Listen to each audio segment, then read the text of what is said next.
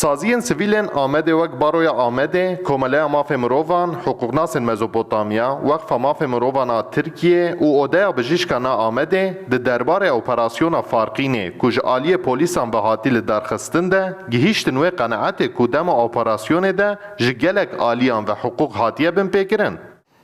Gelek tespit ökemen, tespit emek yani insani sivil hatin infaz kirin, o gelek tahribat zede farkını hat kirin, van tişteme tespit ki penlekine mafi mrova zede çebun, em kostakama ev ku devjvan çareseriye devjvan politika berdin, ev politika te encam nade.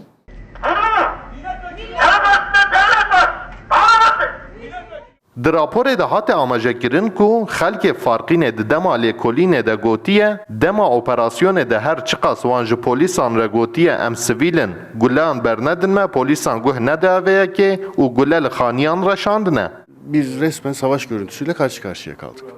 Dema lêkolînê de me dît ku navçe ji şerek giran derbasbûye.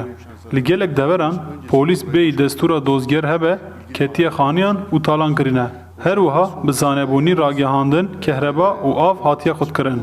Şêwaza operasyonê berbiçave ku derhukukî ye. Silahlarla bütün ev ve iş yerlerinin Hukuknasan amaje kir ku wan bi qeymeqam û serdozgerê navçeyê re jî hevdîtin pêkanîne û serdozger daye zanîn ku dê lêpirsînekê di derbarê polîsên ku hukuk bin pêkirine de bidin dest pêkirin. Hukuknaz amaje dikin ku eger di derbarê binpêkirinên hukukî yên operasyona Farqînê de di hukuka navîn de encameke berbiçav newe destxistin, ew ê serî li dadgeha mafê mirovan a Ewropayê bidin. May Yüksel, Rudaw, Amed.